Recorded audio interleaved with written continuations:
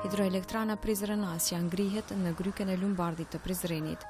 Ajo ndërtua në vitin 1929 sipas projekteve të hartuara nga firmat vieneze. Iniciativa për ndërtimin e këtij objekti është marrë nga qytetarët e Prizrenit që në kohën e sundimit osman. Pas ndërtimit të trafostacioneve nisi furnizimi i gjerë i qytetit të lashtë me elektroenergji.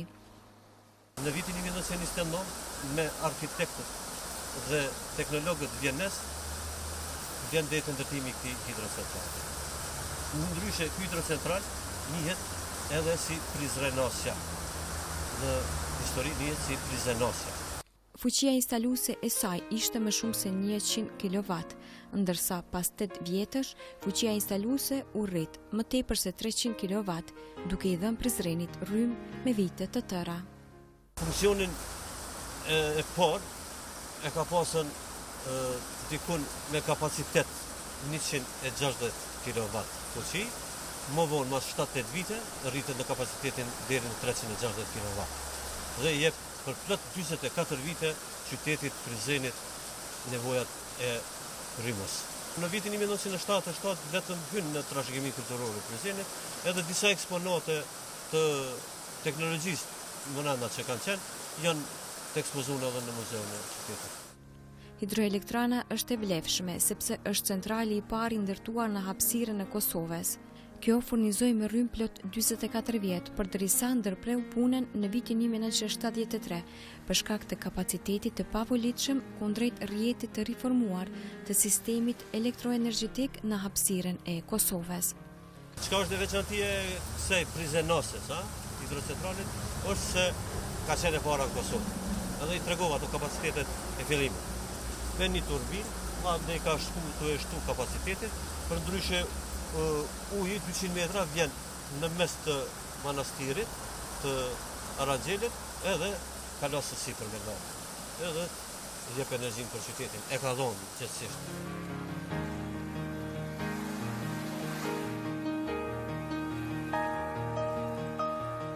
Ndërtesa e muzeut, me të gjitha stabilimentet, është shpallur përmendore kulturore me 2 shkurt të vitit 1977. Në brendi të objektit edhe sot ruhen pajisjet e domosdoshme për kohën kur ishte në funksion hidroelektrana.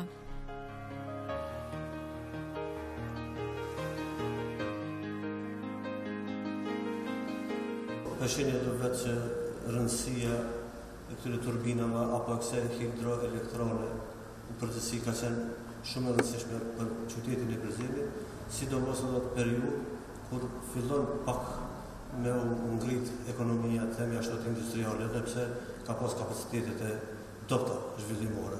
Po rëndësia e veçantë është se në vitin 30-39 jep kapacitetin deri 120 kW për qytetin e Prizrenit.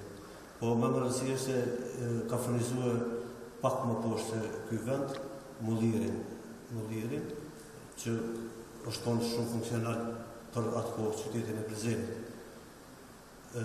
Tjetër çka është më rëndësi është se në fillim ka startuar ndërtimi i këtij objekti apo këtyre turbinave që ne e shohim, diku sipas zonave të disa profesorëve që kanë studiuar më herët, është diku 300.000 dinar të asaj të kohë. Po kanë punuar në fillim 2 nënpunës, 2 elektricista, 2 ndihmës elektricista, edhe 1 rojtar. Po turbinat janë sjellë prej shteteve perëndimore, gjithsesi prej vendeve të Evropës së Veriut, themi ashtu prej Gjermanisë apo Austrisë. Këto janë turbinat që kanë funksion. Në hartën gjeografike në relief janë paraqitur të gjitha nyjet e prodhimit dhe të përcjelljes së energjisë elektrike.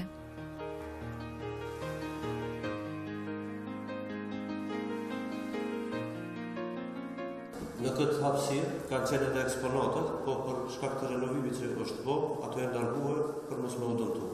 Por në sfond kemi edhe hartën, e cila është punuar në poliesterit e nxitur në 4 pjesë, është punuar pas tutës bimotore, thjesht këtu është bërë paraqitur rrjeti i shpërndarjes hidroenergetike të Kosovës, po edhe të gjitha ato objektet elektroekonomike që janë në Kosovë. Një hartë shumë e rëndësi, një hartë që mund të them që është edhe si e veçantë.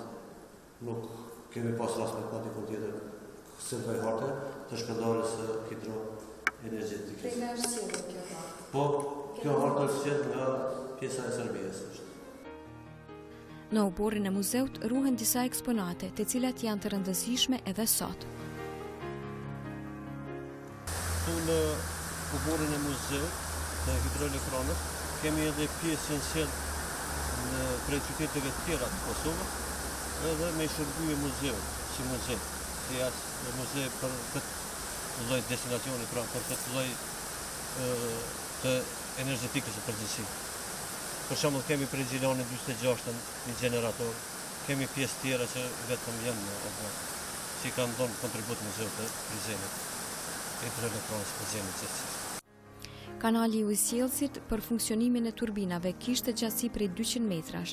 Fillonte përmbi manastirin dhe kalonte nëpër tunelin midis kështjellës së epërme dhe binte përmbi turbinat e agregatëve. Uji po gjithësisht vjen prej asaj pjese, edhe i vën në funksion turbinat poshtë atje. Në pjesën më poshtë është edhe ndalesa, në qoftë ka pas mangësi të ujit, realisht për rrethanave apo kushteve si kanë qenë atmosferike për prodhimin e energjisë. Që nga ndërtimi i objektit edhe me tej, këtu vazhdojnë të ruhen pjesë të origjinalitetit që dikur ishin të domosdoshme për hidroelektranen e Prizrenit. Pjesa e oborrit edhe urës është e ndërtuar prej burrë të lumbardit që është pranë, edhe ka rujt një lloj origjinalitetit të saj. Po dhe vetë objekti si objekt, nga